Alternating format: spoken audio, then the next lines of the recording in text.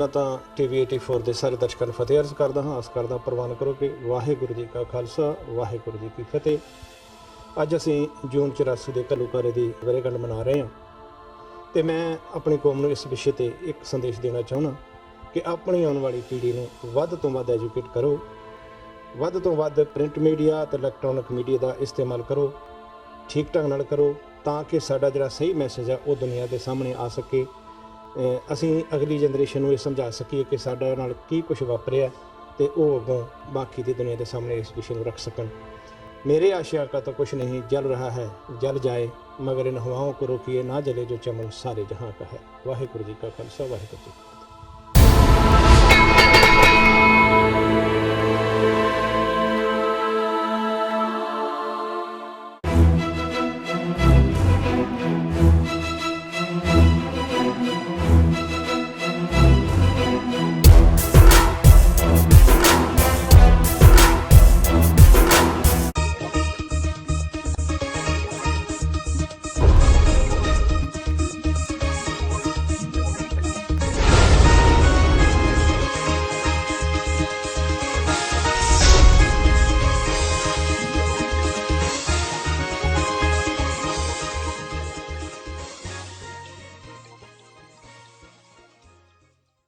ਵਾਹਿਗੁਰੂ ਜੀ ਕਾ ਖਾਲਸਾ ਵਾਹਿਗੁਰੂ ਜੀ ਕੀ ਫਤਿਹ। TV 84 ਦੇ ਸਾਰੇ ਦਰਸ਼ਕ ਤੇ ਸਰੋਤੇ ਜਿਹੜੇ ਸਾਡੇ ਨਾਲ ਨਾਰਥ ਅਮਰੀਕਾ ਦੇ ਵਿੱਚੋਂ ਜੁੜੇ ਹੋਏ ਆ, ਕੇਬਲ ਨੈਟਵਰਕਸ ਦੇ ਰਾਹੀਂ ਜਾਂ ਫਿਰ ਸੋਸ਼ਲ ਮੀਡੀਆ ਦੇ ਰਾਹੀਂ ਦੁਨੀਆ ਭਰ ਦੇ ਵਿੱਚ ਸਾਨੂੰ ਦੇਖ ਰਹੇ ਆ, ਉਹਨਾਂ ਸਾਰਿਆਂ ਦਾ ਮੈਂ ਅਮਰਵੀਰ ਸਿੰਘ ਅੱਜ ਇਸ ਪ੍ਰੋਗਰਾਮ ਦੇ ਵਿੱਚ ਤਹਿ ਦਿਲੋਂ ਸਵਾਗਤ ਕਰਦਾ। ਵਿਊਅਰਸ, ਅੱਜ ਅਸੀਂ ਕੈਨੇਡਾ ਦੇ ਕਿਊਬੈਕ ਸੂਬੇ ਦੇ ਵਿੱਚ ਜਿਹੜਾ ਨਵਾਂ ਬਿੱਲ ਪਾਸ ਹੋਇਆ C-21 ਉਸ ਬਾਰੇ ਗੱਲਬਾਤ ਕਰਾਂਗੇ। ਇਹ ਜਿਹੜਾ ਬਿੱਲ ਹੈ C-21, ਇਹਦੇ ਪਾਸ ਹੋਣ ਨਾਲ ਕਿਊਬਿਕ ਦੇ ਜਿਹੜੇ ਪਬਲਿਕ ਸੈਕਟਰ ਦੇ ਵਿੱਚ ਜੌਬਸ ਨੇ, ਉਹ ਟੀਚਰਸ ਹੋਣ ਜਾਂ ਅਦਰਵਾਈਜ਼ ਜਿਹੜੇ ਬਾਕੀ ਐਡਮਿਨਿਸਟ੍ਰੇਸ਼ਨਸ ਹੈਗੇ ਨੇ, ਉਹ ਜਿਹੜੀਆਂ ਵਰਕ ਪਲੇਸਿਸ ਨੇ ਉਹਨਾਂ ਨੂੰ ਜਿਹੜੇ ਰਿਲੀਜੀਅਸ ਸਿੰਬਲਸ ਨੇ ਉਹ ਸਾਰੇ ਧਰਮਾਂ ਦੇ ਉੱਥੇ ਪਾਉਣ ਤੋਂ ਇਨਕਾਰ ਕਰ ਦਿੱਤਾ ਗਿਆ। ਉਹ ਭਾਵੇਂ ਮੁਸਲਮਾਨ ਔਰਤਾਂ ਹਿਜਾਬ ਪਾਉਂਦੀਆਂ ਹੋਣ, ਜਿਹੜੇ ਸਿੱਖ EMPLOYEES ਹੈਗੇ ਆ ਉਹ ਦਸਤਾਰ ਸਜਾਉਂਦੇ ਹੋਣ, ਜਿਹੜੇ ਕੈਥੋਲਿਕਸ ਨੇ ਉਹਨਾਂ ਦੇ ਕ੍ਰੋਸਿਸ ਵੀ ਇਹਦੇ ਵਿੱਚ ਆਉਂਦੇ ਆ, ਜਾਂ ਯਹੂਦੀਆਂ ਦੀ ਜਿਹੜੀ ਜਿਵੇਂ ਕੈਪ ਹੁੰਦੀ ਆ ਉਹ ਸਿਰ 'ਤੇ ਜਿਹੜੀ ਪਾਉਂਦੇ ਆ, ਸਕਲ ਕੈਪ ਜਿਹਨੂੰ ਕਹਿੰਦੇ ਆ, ਉਹ ਹੁੰਦੀ ਹੈ। ਇਹਨਾਂ ਸਾਰੇ ਰਿਲੀਜੀਅਸ ਸਿੰਬਲਸ ਦੇ ਉੱਤੇ ਬੈਨ ਲਗਾ ਦਿੱਤਾ ਗਿਆ। ਜਿਹੜਾ ਕੈਨੇਡਾ ਦਾ ਕਿਊਬਿਕ ਸੂਬਾ ਹੈ ਉਹਦੇ ਵਿੱਚ ਕਈ ਜਿਹੜੀਆਂ ਪਬਲਿਕ ਸੈਕਟਰ ਦੇ ਵਿੱਚ ਜੌਬਸ ਹੈਗੀਆਂ ਨੇ, ਜਿਹੜੀਆਂ ਨੌਕਰੀਆਂ ਕਰਦੇ ਆ ਜਿਹੜੇ, ਉਹ ਹੁਣ ਨਹੀਂ ਪਾ ਸਕਣਗੇ। ਆਪਣੇ ਜਿਹੜੇ ਰਿਲੀਜੀਅਸ ਸਿੰਬਲਸ ਹੈਗੇ ਆ ਉਹਨਾਂ ਦਾ ਜਿਹੜਾ ਰਾਈਟ ਹੈਗਾ ਉਹ ਨਹੀਂ ਐਕਸਰਸਾਈਜ਼ ਕਰ ਸਕਣਗੇ ਕਿਊਬਿਕ ਸੂਬੇ ਦੇ ਵਿੱਚ ਇਸ ਲਾਅ ਆਉਣ ਤੋਂ ਬਾਅਦ। ਸੋ ਇਹਦੇ ਵਿੱਚ ਜਿੱਥੇ ਅਸੀਂ ਦੇਖਦੇ ਹਾਂ ਇਹਦੇ ਨਾਲ ਇੱਕ ਵੱਡੀ ਜਿਹੜੀ ਆਊਟਕ੍ਰਾਈ ਹੈ, ਵਿਰੋਧ ਹੈ, ਉਹ ਵੀ ਸ਼ੁਰੂ ਹੋਇਆ ਕੈਨੇਡਾ ਦੇ ਵਿੱਚ ਵੀ, ਅਤੇ ਅਦਰਵਾਈਜ਼ ਜਦੋਂ ਅਸੀਂ ਦੇਖਦੇ ਹਾਂ ਕ੍ਰਿਟਿਸਿਜ਼ਮ ਦੁਨੀਆ ਭਰ ਦੇ ਵਿੱਚੋਂ ਦੇਖਣ ਨੂੰ ਮਿਲ ਰਿਹਾ।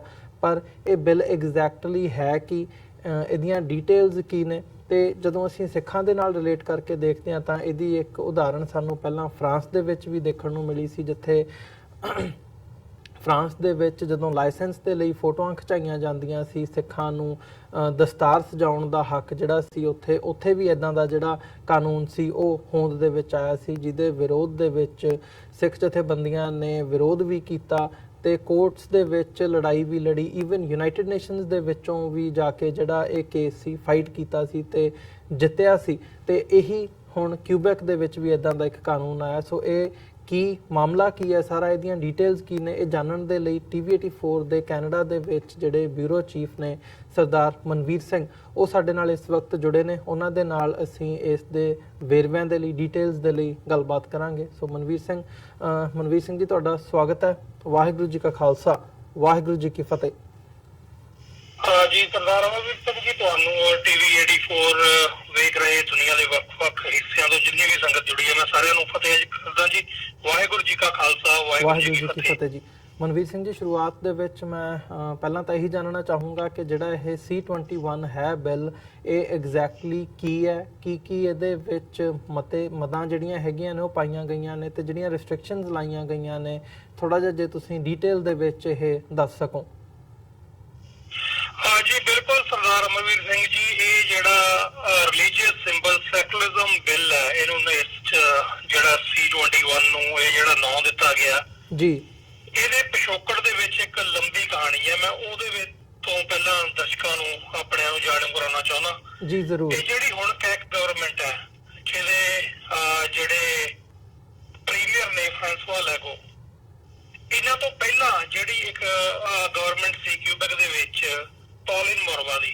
ਪੌਲਿਨ ਮੋਰਵਾ ਹੁਣੀ ਉਸ ਪਾਰਟੀ ਨਾਲ ਸੰਬੰਧਿਤ ਸੀ ਜਿਹੜੇ ਹਮੇਸ਼ਾ ਕਿਊਬੈਕ ਨੂੰ ਜਿਹੜਾ ਕੈਨੇਡਾ ਤੋਂ ਵੱਖ ਕਰਨ ਦੇ ਹੱਕ ਦੇ ਵਿੱਚ ਉਹਨਾਂ ਨੇ ਰੈਫਰੈਂਡਮ ਵੀ 2 ਜਾਂ 3 ਵਾਰ ਕਰਾਇਆ, ਪਰ ਉਹ ਸਫਲ ਨਹੀਂ ਹੋ ਸਕੇ।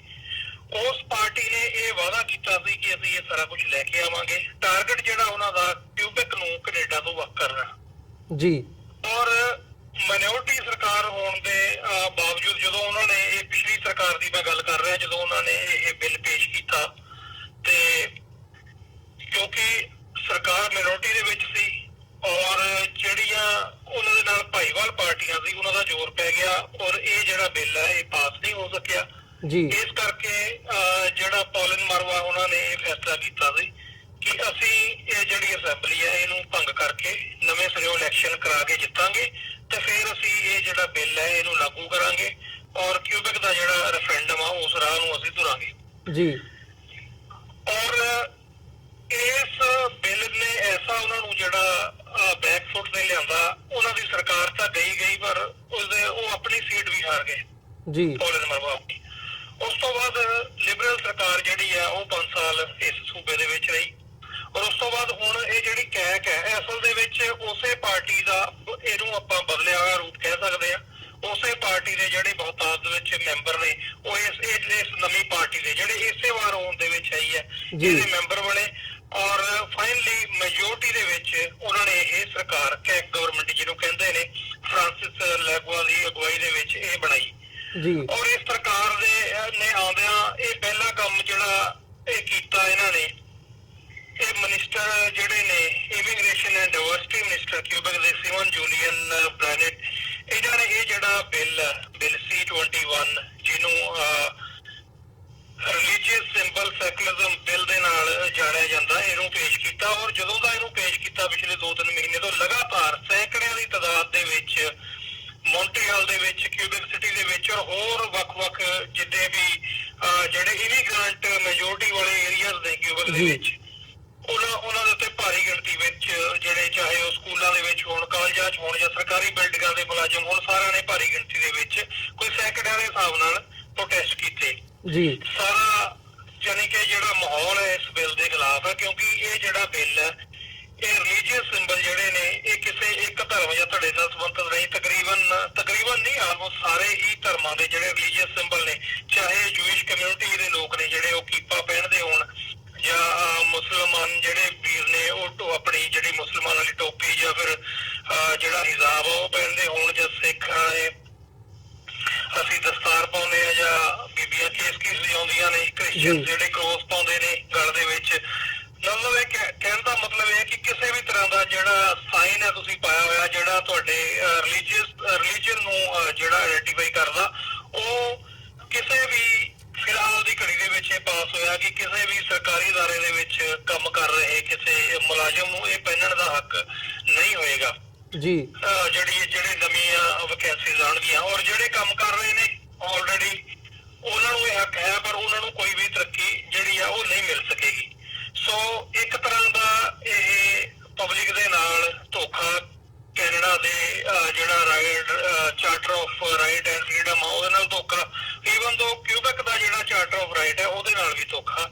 ਔਰ ਇਹ ਸਭ ਨੂੰ ਜਾਣਦੇ ਹੋਇਆ ਕਿਉਂਕਿ ਇਸ ਗਵਰਨਮੈਂਟ ਨੂੰ ਪਤਾ ਸੀ ਕਿ ਨਾ ਤਾਂ ਇਹ ਹਿਊਮਨ ਰਾਈਟ ਬੇਸ ਦੇ ਉੱਤੇ, ਨਾ ਕਿਸੇ ਕਾਨੂੰਨ ਦੇ ਉੱਤੇ, ਨਾ ਕਿਸੇ ਦਲੀਲ ਦੇ ਉੱਤੇ ਜਿਹੜਾ ਇਹਨਾਂ ਦਾ ਬਿੱਲ ਹੈ ਇਹ ਖਰਾ ਨਹੀਂ ਉਤਰਦਾ। ਇਸ ਲਈ ਕਿਊਬੈਕ ਨੂੰ ਇੱਕ ਜਿਹੜਾ ਸਪੈਸ਼ਲ ਇਖਤਿਆਰ ਹੈ ਕੈਨੇਡਾ ਦੇ ਸੰਵਿਧਾਨ ਦੇ ਵਿੱਚ ਉਹ ਇਹ ਹੈ ਕਿ ਇਹਨਾਂ ਕੋਲ ਇੱਕ ਕਲੌਜ਼ ਹੈ ਜਿਹਨੂੰ ਨੋਟ ਵਿਦ ਸਟੈਂਡ ਕਲੌਜ਼ ਕਹਿੰਦੇ ਨੇ। ਨੋਟ ਵਿਦ ਸਟੈਂਡ ਕਲੌਜ਼ ਦਾ ਮਤਲਬ ਇਹ ਹੈ ਕਿ ਜਿਹੜੀ ਵੀ ਮੌਜੂਦਾ ਗਵਰਨਮੈਂਟ ਹੈ ਕੈਨੇਡਾ ਦੀ ਉਹ ਕੋਈ ਵੀ ਫੈਸਲਾ ਲੈ ਸਕਦੀ ਹੈ, ਉਹਦੇ ਤੇ ਕੈਨੇਡਾ ਦਾ ਕੋਈ ਕਾਨੂੰਨ ਜਿਹੜਾ ਉਹ ਲਾਗੂ ਨਹੀਂ ਹੁੰਦਾ ਕਿਊਬੈਕ ਦੇ ਵਿੱਚ। ਇਹ ਇੱਕ ਐਸਾ ਇੱਕ ਇਹਨਾਂ ਕੋਲ ਜਿਹਨੂੰ ਕਹਿੰਦੇ ਬ੍ਰਹਮ ਅਸਤਰ ਹੈ ਜਿਹੜਾ ਉਹਨਾਂ ਨੇ ਇਸ ਕਲੌਜ਼ ਦੇ ਵਿੱਚ, ਇਸੇ ਕਲੌਜ਼ ਦੇ ਵਿੱਚ, ਇਸ ਨੂੰ ਬਿੱਲ ਬਣਾਉਣ ਦੇ ਵਿੱਚ ਇਹ ਜਿਹੜਾ ਕਲੌਜ਼ ਹੈ ਇਹ ਵਰਤਿਆ ਕਿਉਂਕਿ ਉਹਨਾਂ ਨੂੰ ਪਤਾ ਕਿ ਉਹ ਕਿਸੇ ਵੀ ਦਲੀਲ ਦੇ ਨਾਲ ਇਸ ਬਿੱਲ ਨੂੰ ਜਿਹੜਾ ਉਹ ਲੀਗਲ ਸਿੱਧ ਨਹੀਂ ਕਰ ਸਕਦੇ। ਪਰ ਇਸ ਦੇ ਬਾਵਜੂਦ ਇਹ ਦੇਖਣਯੋਗ ਹੈ ਕਿ ਇਹ ਜਿਹੜਾ ਕਲੌਜ਼ ਹੈ ਇਹ ਸਿਰਫ 4 ਸਾਲ ਲਈ ਵੈਲਿਡ ਹੁੰਦਾ ਜੀ। ਸੋ 4 ਸਾਲ ਦੇ ਬਾਅਦ ਇਹਨਾਂ ਦੀ ਸਰਕਾਰ ਰਹਿੰਦੀ ਹੈ ਜਾਂ ਕੋਈ ਹੋਰ ਸਰਕਾਰ ਆਉਂਦੀ ਆ, ਇਸ ਬਿੱਲ ਦਾ ਦਾ ਕੀ ਬਣਦਾ ਉਹ ਬਾਅਦ ਦੀ ਗੱਲ ਹੈ। ਪਰ ਹਾਲ ਦੀ ਘੜੀ ਦੇ ਵਿੱਚ ਇਹਨਾਂ ਨੇ ਧਰਮ ਨੂੰ ਮੰਨਣ ਵਾਲੇ ਲੋਕਾਂ ਦੇ ਵਿੱਚ ਇੱਕ ਅਫਰਾ ਤਫਰੀ ਦਾ ਮਾਹੌਲ ਪੈਦਾ ਕਰ ਦਿੱਤਾ। ਇੱਕ ਉਹਨਾਂ ਨੂੰ ਕਿਊਬੈਕ ਦੀ ਜਿਹੜੀ ਮੇਨ ਸਟ੍ਰੀਮ ਕਮਿਊਨਿਟੀ ਹੈ ਉਸ ਨੂੰ ਧੜਿਆਂ ਦੇ ਵਿੱਚ ਵੰਡਣ ਦੀ ਕੋਸ਼ਿਸ਼ ਕੀਤੀ ਹੈ। ਔਰ ਇਹ ਜਿਹੜਾ ਵਰਤਾਰਾ ਇਹ ਬਹੁਤ ਮੰਦਭਾਗਾ। ਮੇਰਾ ਖਿਆਲ ਹੈ ਕੈਨੇਡਾ ਦੇ ਇਤਿਹਾਸ ਦੇ ਵਿੱਚ ਅੱਜ ਦੇ ਦਿਨ ਨੂੰ ਜਿਹੜਾ ਉਹ ਕਾਲੇ ਅੱਖਰਾਂ 'ਚ ਲਿਖਿਆ ਜਾਏਗਾ ਜੀ, ਕਿਉਂਕਿ ਇਹ ਜਿਹੜਾ ਕੰਮ ਇਹਨਾਂ ਨੇ ਕੀਤਾ ਇਹ ਬਹੁਤ ਮਾੜਾ, ਸਾਰੇ ਪਾਸਿਓਂ ਇਹਨੂੰ ਜਿਹੜਾ ਉਹ ਗਰਦਾਨਿਆ ਜਾ ਰਿਹਾ ਜੀ। ਇਹਦੇ ਬਿਹਾਈਂਡ ਤੁਸੀਂ ਕੀ ਦੇਖਦੇ ਹੋ ਜਿਹੜੇ ਰੀਜ਼ਨਸ ਹੁੰਦੇ ਆ? ਮਤਲਬ ਇਹ 73 to 35 ਦੀ ਜਿਹੜੀ VOTING ਹੈ ਉਹ ਹੋਈ ਹੈ, ਮੈਜੋਰਿਟੀ ਜਿਹੜੇ ਹੈਗੇ ਆ ਕਿਊਬਿਕਰਸ ਉਹ ਇਹ ਲੱਗ ਰਿਹਾ ਹੈ ਵੀ ਉਹ ਇਸ ਪਾਸੇ ਨੂੰ ਝੁਕੇ ਆ, ਉਹਨਾਂ ਦੀ ਸਪੋਰਟ ਇਸ ਬਿੱਲ ਨੂੰ ਹੈ। ਹਾਲਾਂਕਿ ਤੁਸੀਂ ਦੱਸ ਰਹੇ ਹੋ ਵੀ ਲੀਗਲ ਤਰੀਕੇ ਨਾਲ ਜਦੋਂ ਅਸੀਂ ਦੇਖਦੇ ਹਾਂ ਜਾਂ ਜਿਹੜਾ ਈਵਨ ਕਿਊਬੈਕ ਦਾ ਵੀ ਚਾਰਟਰ ਆਫ ਰਾਈਟਸ ਹੈ ਉਹਦੀ ਵੀ ਉਲੰਘਣਾ ਕਰਦਾ ਇਹ ਬਿੱਲ। ਸੋ ਕੀ ਇਹਦੇ ਬਿਹਾਈਂਡ ਕੀ ਨਜ਼ਰ ਆਉਂਦਾ, ਲੋਕਾਂ ਦੀ ਸਾਈਕੀ ਦੇ ਵਿੱਚ ਕੀ ਦਿਖ ਰਿਹਾ ਹੈ ਜਿਨ੍ਹਾਂ ਨੇ ਪਾਸ ਕੀਤਾ, ਜਾਂ ਵੱਖ ਹੋਣਾ ਜਿਹੜਾ ਕੈਨੇਡਾ ਤੋਂ ਵੱਖ ਹੋਣ ਦਾ ਇੱਕ ਜਿਹੜਾ ਰੁਝਾਨ ਹੈ ਉਹ ਵੀ ਇੱਕ ਫੈਕਟਰ ਮੰਨਿਆ ਜਾ ਸਕਦਾ ਇਹਦੇ ਪਿੱਛੇ? ਜੀ ਬਿਲਕੁਲ, ਅਸਲ ਦੇ ਵਿੱਚ ਸਰਦਾਰ ਅਮਰਵੀਰ ਸਿੰਘ ਜੀ ਇਸ ਬਿੱਲ ਨੂੰ ਲਿਆਂਦੇ ਜਾਣ ਦਾ ਜਿਹੜਾ ਕਾਰਨ ਹੈ ਉਹ ਇਸੇ ਕਾਰਨ ਦੇ ਵਿੱਚੋਂ ਨਿਕਲਿਆ ਇਸ ਨੂੰ, ਕਿਉਂਕਿ ਇਹਨਾਂ ਨੂੰ ਪਤਾ ਕਿ ਜਿਹੜੀ ਇਮੀਗ੍ਰੈਂਟ ਕਮਿਊਨਿਟੀ ਆ ਇਹਨਾਂ ਨੂੰ ਇਹ ਲੱਗਦਾ ਕਿ ਇਹ ਸਾਡੇ ਵੱਖ ਹੋਣ ਦੇ ਵਿੱਚ ਬਹੁਤ ਵੱਡੀ ਰੁਕਾਵਟ ਹੈ। ਔਰ ਇੱਥੇ ਧਿਆਨ ਦੇਣ ਵਾਲੀ ਗੱਲ ਇਹ ਹੈ ਕਿ ਜਦੋਂ ਵੀ ਇਹਨਾਂ ਨੇ ਇਹ ਆਪਣੀ ਜਿਹੜੀ ਸਰਕਾਰ ਹੋਂਦ ਵਿੱਚ ਜਦੋਂ ਇਹਨਾਂ ਦੀ ਆਈ ਹੈ ਤੇ ਜਿਹੜੇ ਮੇਨ ਇਮੀਗ੍ਰੈਂਟਸ ਨਾਲ ਸੰਬੰਧਿਤ ਏਰੀਆਜ਼ ਨੇ ਉਹ ਚਾਹੇ ਗ੍ਰੇਟਰ ਮੌਂਟਰੀਅਲ ਹੋਵੇ, ਲਵਾਲ ਹੋਵੇ, ਤੇ ਉੱਥੇ ਇਹਨਾਂ ਨੂੰ ਬਹੁਤ ਘੱਟ ਜਿਹੜੀਆਂ ਵੋਟਾਂ ਮਿਲੀਆਂ ਨੇ। ਸੋ ਇਹਨਾਂ ਨੂੰ ਇਸ ਚੀਜ਼ ਦਾ ਵੀ ਕੋਈ ਖਤਰਾ ਨਹੀਂ ਹੈ ਕਿ ਅਗਲੀ ਸਰਕਾਰ ਦੇ ਵਿੱਚ ਸਾਨੂੰ ਇੱਥੋਂ ਵੋਟਾਂ ਦੀ ਵਾਰ ਪੈ ਸਕਦੀ ਹੈ, ਕਿਉਂਕਿ ਇਹਨਾਂ ਦੀ ਜਿਹੜੀ ਸਰਕਾਰ ਬਣੀ ਹੈ ਉਹ ਜਿਹੜੀਆਂ ਰੂਰਲ ਏਰੀਆ ਨੇ ਉਹਨਾਂ ਦੇ ਵਿੱਚੋਂ ਇਹਨਾਂ ਦੀ ਜਿਹੜੀ ਹੈ ਉਹ ਮੈਜੋਰਟੀ ਨਾਲ ਬਣੀ ਹੈ। ਸੋ ਇੱਕ ਤਾਂ ਇਹਨਾਂ ਨੂੰ ਇਸ ਗੱਲ ਦਾ ਕੋਈ ਫਰਕ ਨਹੀਂ ਪੈਂਦਾ ਕਿ ਜਿਹੜੀ ਇਮੀਗ੍ਰੈਂਟ ਕਮਿਊਨਿਟੀਆਂ ਵਾਲੇ ਏਰੀਆਜ਼ ਦੇ ਉਹਨਾਂ ਦੇ ਨਾਲ ਖੜਦੇ ਨੇ ਜਾਂ ਨਹੀਂ ਖੜਦੇ। ਔਰ ਦੂਜੀ ਗੱਲ ਇਹ ਹੈ ਕਿ ਇੱਥੇ ਜਿਹੜੀ ਭਾਸ਼ਾ ਵੱਖਰੀ ਹੋਣ ਕਰਕੇ ਦੁਨੀਆ ਦੇ ਵੱਖ-ਵੱਖ ਭਾਗਾਂ ਤੋਂ ਅਸੀਂ ਸਾਰੇ ਆਉਂਦੇ ਆ, ਸਾਰੇ ਰਿਲੀਜੀਅਸ ਦੇ ਲੋਕ ਆਉਂਦੇ ਨੇ। ਸਿਰਫ ਕਿਊਬੈਕ ਐਸਾ ਜਿਹੜਾ ਸੂਬਾ ਜਿੱਥੇ ਫਸਟ ਲੈਂਗੁਏਜ ਇੱਥੇ ਫ੍ਰੈਂਚ ਹੈ, ਸੋ ਫ੍ਰੈਂਚ ਲੋਕਾਂ ਦੇ ਉੱਤੇ ਅਸੀਂ ਉਹ ਪ੍ਰਭਾਵ ਜਿਹੜਾ ਉਹ ਤੁਸੀਂ ਕਮਿਊਨੀਕੇਸ਼ਨ ਗੈਪ ਕਹਿ ਲਓ ਜਾਂ ਕੁਛ, ਜਾਂ ਕਿਊਬੈਕ ਦਾ ਬਹੁਤ ਵੱਡਾ ਹੋਣਾ ਇਹ ਵੀ ਕਾਰਨ ਇੱਕ ਹੋ ਸਕਦਾ ਕਿ ਬਾਕੀ ਕਮਿਊਨਿਟੀਜ਼ ਦੇ ਲੋਕ ਨੇ ਜਿਹੜੇ ਉਹ ਸਿਰਫ ਮੈਟਰੋ ਸਿਟੀਜ਼ ਜਿਹੜੀਆਂ ਨੇ ਉਹਨਾਂ ਤੱਕ ਸੀਮਿਤ ਹੋ ਕੇ ਰਹਿ ਗਏ ਨੇ, ਔਰ ਉਹਨਾਂ ਦੀ ਜਿਹੜੀ ਗੱਲ ਹੈ ਉਹ ਵੀ ਉਹਨਾਂ ਸਿਟੀਜ਼ ਦੇ ਤੱਕ, ਮੈਟਰੋ ਸਿਟੀਜ਼ ਦੇ ਤੱਕ। ਮੇਨ ਇਹਦੇ ਚ ਮੌਂਟਰੀਅਲ ਹੀ ਕਿਹਾ ਜਾ ਸਕਦਾ ਜੀ।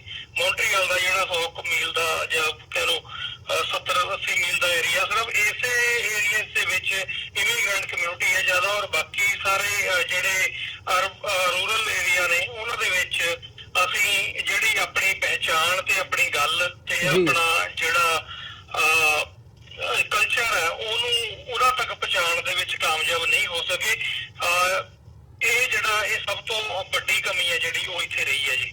ਔਰ ਰਸਤਾ ਜਿਵੇਂ ਤੁਸੀਂ ਕਿਹਾ ਕਿ ਉਸੇ ਦਿਸ਼ਾ ਵੱਲ ਜਾਂਦਾ, ਕਿਉਂਕਿ ਇਹ ਜਿਹੜਾ ਵੱਖ ਹੋਣ ਦਾ ਇਹਨਾਂ ਨੂੰ ਲੱਗਦਾ ਕਿ ਸਾਡਾ ਕੈਨੇਡਾ ਤੋਂ ਵੱਖ ਹੋਣ ਦੇ ਰਾਹ ਦੇ ਵਿੱਚ ਜਿਹੜੀ ਸਭ ਤੋਂ ਵੱਡੀ ਰੁਕਾਵਟ ਹੈ ਉਹ ਇਮੀਗ੍ਰੈਂਟ ਕਮਿਊਨਿਟੀ ਹੈ। ਸੋ ਇਸ ਕਰਕੇ ਇਹ ਕੁਝ ਇਹੋ ਜਿਹੀਆਂ ਪਾਬੰਦੀਆਂ ਆਯਾਦ ਕਰ ਰਹੇ ਨੇ ਕਿ ਇਮੀਗ੍ਰੈਂਟਸ ਜਿਹੜੇ ਨੇ ਉਹ ਜਾਂ ਤਾਂ ਬਿਲਕੁਲ ਹੀ ਸਾਡੇ ਨਾਲ ਰਲ ਮਿਲ ਜਾਣ ਤੇ ਜਾਂ ਫਿਰ ਉਹ ਕਿਊਬੈਕ ਨੂੰ ਅਲਵਿਦਾ ਕਹਿ ਕੇ ਕੈਨੇਡਾ ਦੇ ਹੋਰ ਹਿੱਸਿਆਂ ਦੇ ਵਿੱਚ ਚਲੇ ਜਾਣ ਤਾਂ ਕਿ ਸਾਡਾ ਜਿਹੜਾ ਇਹ ਕਿਊਬੈਕ ਨੂੰ ਵੱਖਰਾ ਕਰਨ ਦਾ ਸੁਪਨਾ ਇਹ ਪੂਰਾ ਹੋ ਸਕੇ ਜੀ। ਤੇ ਜਿਵੇਂ ਤੁਸੀਂ ਗੱਲ ਕੀਤੀ ਹੈ, ਜੇ ਇਹਨੂੰ ਮੰਨਿਆ ਜਾਵੇ, ਆਧਾਰ ਮੰਨਿਆ ਜਾਵੇ ਕਿ ਵੱਖਰੇ ਹੋਣ ਦੇ ਵਿੱਚ ਕਿਤੇ ਨਾ ਕਿਤੇ ਉਹ ਰੁਕਾਵਟ ਮੰਨਦੇ ਆ, ਤਾਂ ਜਿਹੜੀਆਂ ਇਮੀਗ੍ਰੈਂਟ ਕਮਿਊਨਿਟੀਜ਼ ਨੇ ਜਾਂ ਖਾਸ ਤੌਰ ਤੇ ਸਿੱਖਾਂ ਦੀ ਗੱਲ ਕੀਤੀ ਜਾਵੇ ਤਾਂ ਮਤਲਬ ਸਿੱਖਾਂ ਨੂੰ ਕੋਈ ਇਹਦੇ ਵਿੱਚ ਦਿੱਕਤ ਨਹੀਂ ਹੋਣੀ ਚਾਹੀਦੀ ਜੇ ਕਿਊਬੈਕ ਨੂੰ ਵੱਖਰਾ ਕਰਨ ਦੀ ਲਾਈਨ ਆਉਂਦੀ ਆ। ਅਸੀਂ ਵੀ ਆਜ਼ਾਦੀ ਦੀ ਗੱਲ ਕਰਦੇ ਹਾਂ, ਸਿੱਖ ਕਮਿਊਨਿਟੀ ਪੰਜਾਬ ਦੇ ਵਿੱਚ ਰੈਫਰੈਂਡਮ ਕਰਵਾਉਣ ਦੀ ਗੱਲ ਕਰਦੀ ਹੈ, ਤੇ why not support this party ਜਿਹੜੀ ਵੱਖਰੇ ਹੋਣ ਦੀ ਡਿਮਾਂਡ ਕਰਦੀ ਹੈ, ਮੰਗ ਕਰਦੀ ਹੈ। ਤੇ ਦੂਜੇ ਪਾਸੇ ਦੇਖਿਆ ਜਾਵੇ ਉਹਦਾ ਕੈਨੇਡਾ ਦੀ ਜੇ ਕਿਊਬੈਕ ਵੱਖਰਾ ਹੁੰਦਾ ਤਾਂ 13-14% ਆਬਾਦੀ ਵੀ ਜਿਹੜੀ ਸਿੱਖਾਂ ਦੀ ਹੈ ਬਾਕੀ ਦੇ ਕੈਨੇਡਾ ਦੇ ਵਿੱਚ ਜਿਹੜੀ ਵਸੋਂ ਹੈ ਸਿੱਖਾਂ ਦੀ ਉਹ ਬਣਦੀ ਹੈ। ਸੋ ਇਸ ਪਾਸੇ ਵੱਲ ਕਿਉਂ ਨਹੀਂ ਸੋਚਿਆ ਜਾਂਦਾ, ਜਾਂ ਤੁਸੀਂ ਕੀ ਸਮਝਦੇ ਹੋ ਇਸ ਬਾਰੇ? ਇਸ ਤੇ ਜਿਹੜੀ ਲੋਕਲ ਬਾਕੀ ਕਮਿਊਨਿਟੀਜ਼ ਨੇ ਉਹਨਾਂ ਦਾ ਵੀ ਕੀ ਟੇਕ ਹੈ? ਬਿਲਕੁਲ ਅਮਰਵੀਰ ਸਿੰਘ ਜੀ, ਇੱਥੇ ਜਿਹੜੀ ਹੈ ਕਮੀ ਹੈ ਜਿਹੜੀ ਉਹ ਦੋਨਾਂ ਪਾਸਿਆਂ ਤੋਂ ਰਹੀ ਹੈ। ਲੋਕਾਂ ਚੋਂ ਵੀ ਕੋਈ ਐਡੀ ਵੱਡੀ ਕੋਸ਼ਿਸ਼ ਨਹੀਂ ਹੋਈ ਕਿ ਬਜਾਏ ਪ੍ਰੋਟੈਸਟ ਕਰਨ ਦੇ ਜਾਂ ਹੋਰ ਇਹਨਾਂ ਨਾਲ ਮੀਟਿੰਗਸ ਦੇ ਵਿੱਚ ਸਿਰਫ ਬਿੱਲ ਦਾ ਵਿਰੋਧ ਕਰਨ ਦੀ ਬਜਾਏ ਅਸੀਂ ਆਪਣੀ ਜਿਹੜੀ ਗੱਲ ਹੈ ਇਹਨਾਂ ਨੂੰ ਸਮਝਾ ਸਕੀਏ। ਔਰ ਸਰਕਾਰ ਵੱਲੋਂ ਜਾਂ ਇਸ ਪਾਰਟੀਕੂਲਰ ਪਾਰਟੀ ਵੱਲੋਂ ਵੀ ਕੋਈ ਕੋਸ਼ਿਸ਼ ਨਹੀਂ ਹੋਈ ਕਿ ਲੋਕਾਂ ਨੂੰ ਤੰਗ ਕਰਨ ਦੀ ਬਜਾਏ ਉਹਨਾਂ ਨੂੰ ਜੇ ਇਹ ਵੱਖਰਾ ਆਪਣਾ ਮੁਲਕ ਬਣਾਉਣਾ ਚਾਹੁੰਦੇ ਨੇ ਤੇ ਉਹਦੇ ਚ ਰਹਿ ਕੇ ਕੀ ਫਾਇਦੇ ਹੋਣਗੇ, ਬਜਾਏ ਇਹ ਦੱਸਣ ਦੇ ਇਹ ਦੂਸਰਾ ਰਸਤਾ ਜਿਹੜਾ ਇਹਨਾਂ ਨੇ ਇਖਤਿਆਰ ਕੀਤਾ। ਸੋ ਕਮੀ ਮੈਂ ਸਮਝਦਾ ਕਿ ਦੋਹਾਂ ਧਿਰਾਂ ਦੇ ਪਾਸੋਂ ਰਹੀ ਹੈ, ਇਮੀਗ੍ਰੈਂਟ ਵੱਲੋਂ ਵੀ ਰਹੀ ਹੈ ਔਰ ਇਸ ਪਾਰਟੀਕੂਲਰ ਪਾਰਟੀ ਤੇ ਸਰਕਾਰ ਦੇ ਨੁਮਾਇੰਦਿਆਂ ਵੱਲੋਂ ਵੀ ਰਹੀ ਹੈ।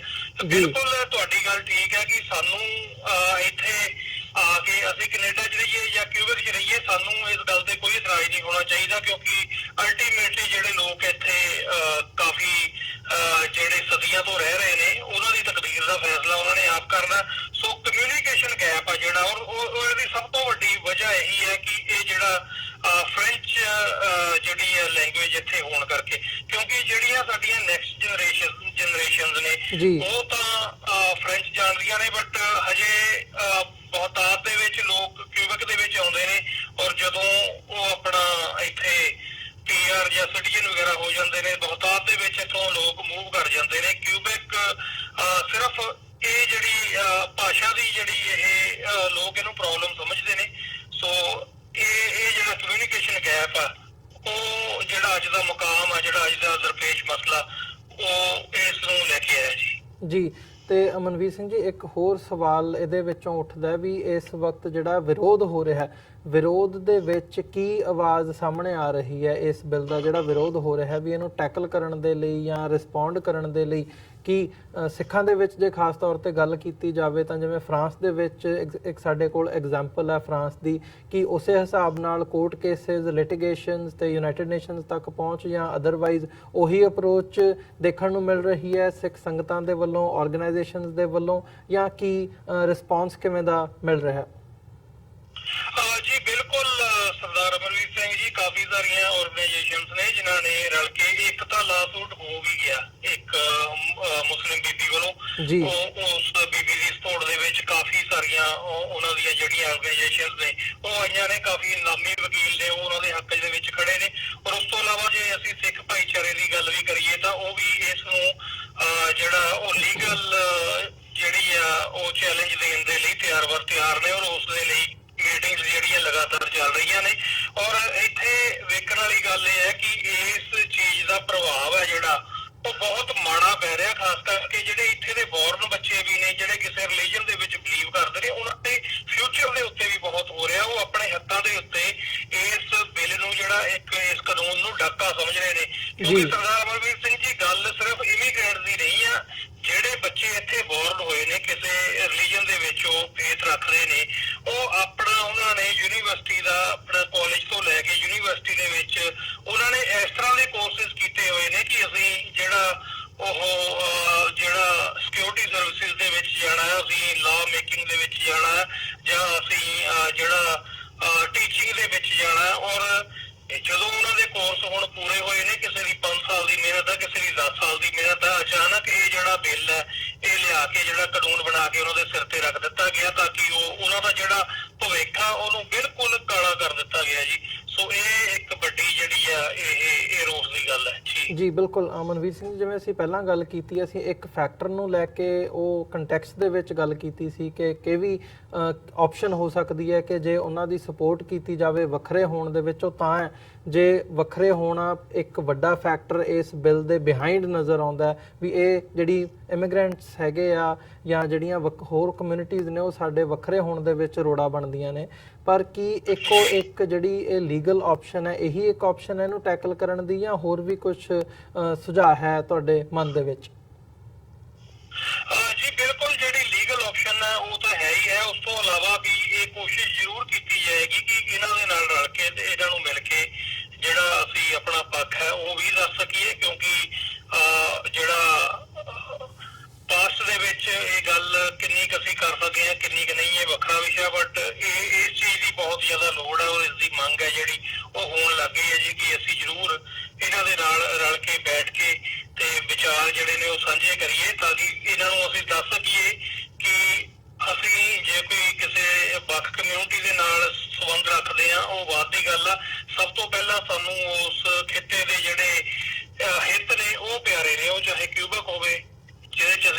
ਜਾਂ ਜਿਹੜੇ ਲੋਕ ਓਨਟਾਰੀਓ ਦੇ ਵਿੱਚ ਰਹਿੰਦੇ ਨੇ ਉਹਨਾਂ ਲਈ ਓਨਟਾਰੀਓ ਹੋਵੇ। ਸੋ ਇਹ ਗੱਲ ਜਿਹੜੀ ਆ ਉਹ ਪੋਜ਼ਿਟਿਵ ਅਪਰੋਚ ਦੇ ਨਾਲ ਇਹਨਾਂ ਨਾਲ ਜਿਹੜੀ ਆ ਉਹ ਗੱਲਬਾਤ ਕਰਨ ਦੀ ਸਖਤ ਲੋੜ ਆ ਔਰ ਇਹ ਕੀਤੀ ਵੀ ਜਾਏਗੀ ਜੀ।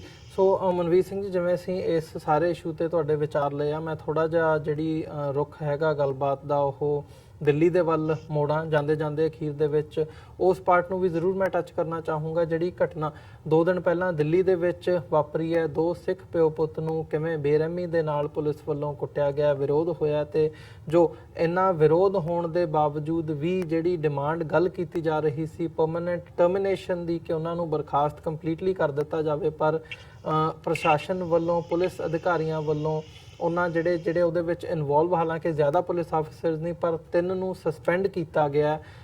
ਕੀ ਸਮਝਦੇ ਹੋ ਕਿ ਮਹਿਜ਼ ਸਸਪੈਂਡ ਕਰਨਾ ਜਾਇਜ਼ ਹੈ ਜਾਂ ਇਹੀ ਇੱਕ ਰਿਐਕਸ਼ਨ ਐਡਮਿਨਿਸਟ੍ਰੇਸ਼ਨ ਦੇ ਵੱਲੋਂ ਕੀਤੇ ਜਾਣਾ? ਕੀ ਸਮਝਦੇ ਹੋ ਇਸ ਦਾ, ਜਿਹੜਾ ਤੁਸੀਂ ਇੱਥੇ ਬੈਠ ਕੇ ਕਿਵੇਂ ਦੇਖਦੇ ਹੋ ਇਹਨੂੰ?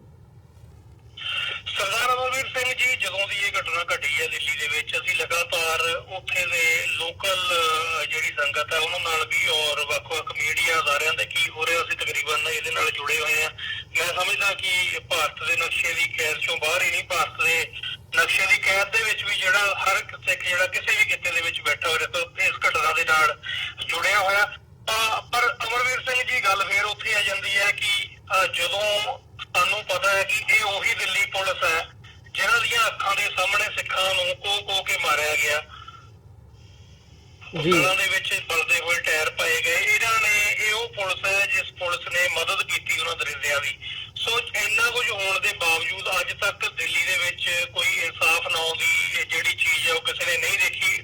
ਜੇ ਉਸ ਦੇ ਪੈਰਲਲ ਦੇਖਣਾ ਹੋਵੇ, ਇਹ ਘਟਨਾ ਤਾਂ ਬਿਲਕੁਲ ਵੀ ਜਿਹੜੀ ਆ ਉਹ ਕੋਈ ਅਹਿਮੀਅਤ ਨਹੀਂ ਰੱਖਦੀ ਜਿਸ ਵੱਡੇ ਦੁਕਾਨ ਦੇ ਵਿੱਚ ਦਿੱਲੀ ਦੇ ਵਿੱਚ ਸਿੱਖ ਲੰਘੇ ਨੇ।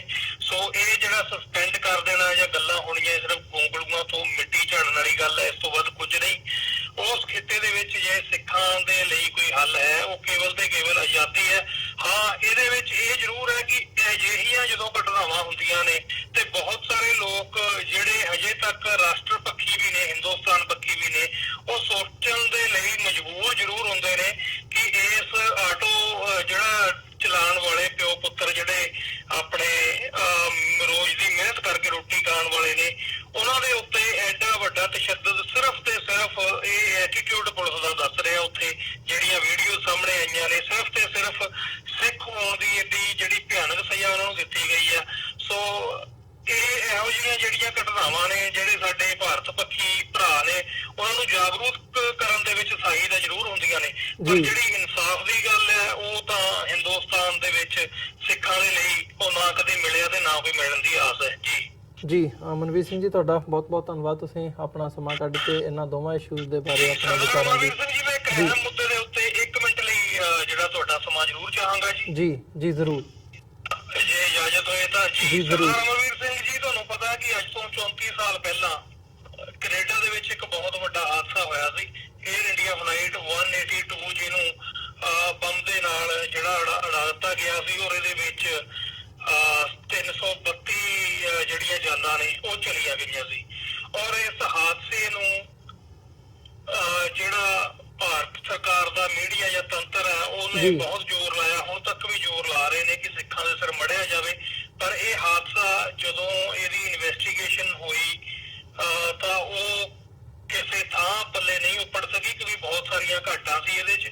ਕੈਨੇਡੀਅਨ ਜਿਹੜੇ ਅਦਾਰੇ ਨੇ, ਸਿਕਿਉਰਿਟੀ ਏਜੰਸੀਜ਼ ਨੇ, ਉਹਨਾਂ ਵੱਲੋਂ ਵੀ, ਔਰ ਇਹ ਗੱਲ ਬਹੁਤ ਸਾਰੇ ਮਾਧਿਅਮਾਂ ਰਾਹੀਂ ਪ੍ਰੂਵ ਹੋ ਚੁੱਕੀ ਹੈ ਕਿ ਇਹ ਹਾਦਸਾ ਜਿਹੜਾ ਭਾਰਤ ਦੀਆਂ ਇੰਟੈਲੀਜੈਂਸ ਏਜੰਸੀਆਂ ਨੇ ਉਹਨਾਂ ਦੇ ਸਿਫਾਰਤਖਾਨਿਆਂ ਦੇ ਵਿੱਚੋਂ ਇਹ ਜਿਹੜੀਆਂ ਬਿਉਂਤਾਂ ਬੁਣੀਆਂ ਗਈਆਂ ਔਰ ਇਹਨੂੰ ਅੰਜਾਮ ਦਿੱਤਾ ਗਿਆ ਤਾਂ ਕਿ ਸਿੱਖਾਂ ਨੂੰ ਬਦਨਾਮ ਕੀਤਾ ਜਾ ਸਕੇ। ਔਰ ਇਹ ਜਿਹੜਾ ਦੂਸਰਾ ਕੈਂਡਲ ਲਾਈਟ ਵੇਗਲ ਹੈ, ਪਿਛਲੇ ਸਾਲ ਤੋਂ ਇਹ ਕੈਨੇਡਾ ਦੇ ਸਿੱਖਾਂ ਨੇ ਸ਼ੁਰੂ ਕੀਤਾ। ਇਹ ਜਿਹੜਾ ਮੈਮੋਰੀਅਲ ਸਰਵਿਸ ਜਿਹੜੀ ਹੈ 에ਅਰ ਇੰਡੀਆ ਫਲਾਈਟ 182, ਇਹਦੇ ਉੱਤੇ ਇਹ ਜਿਹੜਾ ਆਉਣ ਵਾਲੇ ਸੈਟਰਡੇ ਨੂੰ ਜੂਨ 22 6:30 ਵਜੇ ਜੀ at Humber Bay Park West, Toronto ਦੇ ਵਿੱਚ Humber Bay Park West at 6:30 PM ਇੱਥੇ ਜਿਹੜਾ ਇਹ ਕੈਂਡਲ ਲਾਈਟ ਵਿਜ਼ੂਅਲ ਹੈ ਉਹ ਇਹ ਜਿਹੜੇ ਵਿਕਟਮ ਨੇ ਇਸ ਹਾਦਸੇ ਦੇ ਉਹਨਾਂ ਦੀ ਯਾਦ ਦੇ ਵਿੱਚ, ਉਹਨਾਂ ਨੂੰ ਯਾਦ ਕਰਨ ਦੇ ਲਈ ਇਹ ਕੀਤਾ ਜਾ ਰਿਹਾ। ਸੋ ਇਹ ਸਾਰੇ ਸਿੱਖ ਭਾਈਚਾਰੇ ਨੂੰ ਇਹ ਦੋਵੇਂ ਹੱਥ ਜੋੜ ਕੇ ਬੇਨਤੀ ਹੈ ਜੀ, ਇਸ ਕੈਂਡਲ ਲਾਈਟ ਵਿਜ਼ੂਅਲ ਦੇ ਵਿੱਚ ਜ਼ਰੂਰ ਨਿਰਦੋਸ਼ ਜਾਨਾਂ ਜਿਹੜੀਆਂ ਇਹ ਹਿੰਦੁਸਤਾਨ ਦੀਆਂ ਏਜੰਸੀਆਂ ਵੱਲੋਂ ਲਈਆਂ ਗਈਆਂ ਨੇ, ਉਹਨਾਂ ਦੇ ਪਰਿਵਾਰਕ ਮੈਂਬਰ ਨੇ ਜਿਹੜੇ ਉਹਨਾਂ ਦੇ ਦੁੱਖ ਦੇ ਵਿੱਚ ਉਹਨਾਂ ਦੇ ਨਾਲ ਖੜੇ ਹੋਈਏ ਔਰ ਪ੍ਰਮਾਤਮਾ ਅੱਗੇ ਅਰਦਾਸ ਕਰੀਏ ਕਿ ਇਹ ਹਾਦਸੇ ਅੱਗੇ ਤੋਂ ਨਾ ਹੋਣ। ਜੀ ਬਿਲਕੁਲ ਮਨਵੀਰ ਸਿੰਘ ਜੀ, ਤੁਹਾਡਾ ਬਹੁਤ-ਬਹੁਤ ਧੰਨਵਾਦ। ਅੰਤ ਦੇ ਵਿੱਚ ਫਤਿਹ ਦੀ ਸਾਂਝ ਪਾਈਏ ਜੀ। ਵਾਹਿਗੁਰੂ ਜੀ ਕਾ ਖਾਲਸਾ, ਵਾਹਿਗੁਰੂ ਜੀ ਕੀ ਫਤਿਹ। ਵਾਹਿਗੁਰੂ ਜੀ ਕੀ ਫਤਿਹ। ਵਿਊਅਰਸ, ਉਮੀਦ ਕਰਦੇ ਹਾਂ ਸਾਡੀ ਜਿਹੜੀ ਅੱਜ ਦੀ ਇਹ ਗੱਲਬਾਤ ਸਰਦਾਰ ਮਨਵੀਰ ਸਿੰਘ ਜਿਹੜੇ ਕਿ ਟੀਵੀ 84 ਦੇ ਬਿਊਰੋ ਚੀਫ ਨੇ ਕੈਨੇਡਾ ਦੇ ਵਿੱਚ, ਉਹਨਾਂ ਦੇ ਨਾਲ ਇਹ ਤੁਹਾਨੂੰ ਜ਼ਰੂਰ ਜਿਹੜਾ ਕਿਊਬੈਕ ਦੇ ਵਿੱਚ ਇਹ ਨਵਾਂ ਬਿੱਲ C21 ਆਇਆ ਹੈ ਰਿਲੀਜੀਅਸ ਆਰਟੀਕਲਸ ਦੇ ਉੱਤੇ ਬੈਨ ਕਰਨ ਵਾਲਾ, ਇਹਦੇ ਤੇ ਗੱਲਬਾਤ ਤੁਹਾਨੂੰ ਜ਼ਰੂਰ ਪਸੰਦ ਆਈ ਹੋਵੇਗੀ। ਤੇ ਜਾਂਦੇ ਜਾਂਦੇ ਜਿਹੜੀ ਉਹਨਾਂ ਨੇ ਗੱਲ ਕੀਤੀ ਹੈ ਕਿ ਜਿਹੜੀ ਕੈਨੇਡਾ ਦੇ ਵਿੱਚ 에ਅਰ ਇੰਡੀਆ ਬੰਬਿੰਗ ਕਰਕੇ ਜਿਨ੍ਹਾਂ ਨੂੰ ਜਾਣਿਆ ਜਾਂਦਾ ਹੈ, ਬੜੇ ਵੱਡੇ ਲੈਵਲ ਤੇ ਪ੍ਰਚਾਰਿਆ ਗਿਆ ਸਿੱਖਾਂ ਦੇ ਖਿਲਾਫ, ਸਿੱਖ ਐਕਟਿਵਿਜ਼ਮ ਨੂੰ, ਸਿੱਖਾਂ ਦੀ ਜਿਹੜੀ ਸੰਘਰਸ਼ ਦੀ ਮੂਵਮੈਂਟ ਹੈਗੀ ਆ ਉਹਨੂੰ ਟੈਰਰਿਜ਼ਮ ਦੇ ਨਾਲ ਜੋੜ ਕੇ ਪੇਸ਼ ਕੀਤਾ ਗਿਆ। ਇਸ ਹਾਦਸੇ ਦੇ ਥੱਲੇ ਇੰਟਰਨੈਸ਼ਨਲੀ ਸਿੱਖੀਜ਼ਮ ਨੂੰ ਬਦਨਾਮ ਕਰਨ ਦੀ ਜਿਹੜੀ ਇੱਕ ਵੱਡੀ ਲਹਿਰ ਸੀ, ਉਹਦੇ ਇਵਜ਼ ਦੇ ਵਿੱਚ ਜਥੇਬੰਦੀਆਂ ਵੱਲੋਂ, ਸਿੱਖ ਆਰਗੇਨਾਈਜੇਸ਼ਨਸ ਵੱਲੋਂ ਜਿਹੜਾ ਇਹ ਕੈਂਡਲ ਲਾਈਟ ਵਿਜਲ ਹੈ ਸੈਟਰਡੇ ਨੂੰ ਟੋਰਾਂਟੋ ਦੇ ਵਿੱਚ ਕੀਤਾ ਜਾ ਰਿਹਾ ਹੈ। ਸੋ ਜਿਵੇਂ ਉਹਨਾਂ ਨੇ ਅਪੀਲ ਕੀਤੀ ਹੈ ਕਿ ਇੱਥੇ ਵੱਧ ਤੋਂ ਵੱਧ ਜਿਹੜੀਆਂ ਸਿੱਖ ਸੰਗਤਾਂ ਨੇ ਉਹ ਪਹੁੰਚਣ। ਸੋ ਇਹਨਾਂ ਹੀ ਸ਼ਬਦਾਂ ਦੇ ਨਾਲ ਅਸੀਂ ਅੱਜ ਦੇ ਸ਼ੋਅ ਦੇ ਵਿੱਚ ਤੁਹਾਡੇ ਕੋਲੋਂ ਇਜਾਜ਼ਤ ਚਾਹਾਂਗੇ। ਦੁਬਾਰਾ ਫਿਰ ਕੱਲ ਨੂੰ ਤੁਹਾਡੇ ਨਾਲ ਮੁਲਾਕਾਤ ਹੋਵੇਗੀ। ਤਦ ਤੱਕ ਲਈ ਇਜਾਜ਼ਤ ਦਿਓ ਜੀ। ਵਾਹਿਗੁਰੂ ਜੀ ਕਾ ਖਾਲਸਾ, ਵਾਹਿਗੁਰੂ ਜੀ ਕੀ ਫਤਿਹ।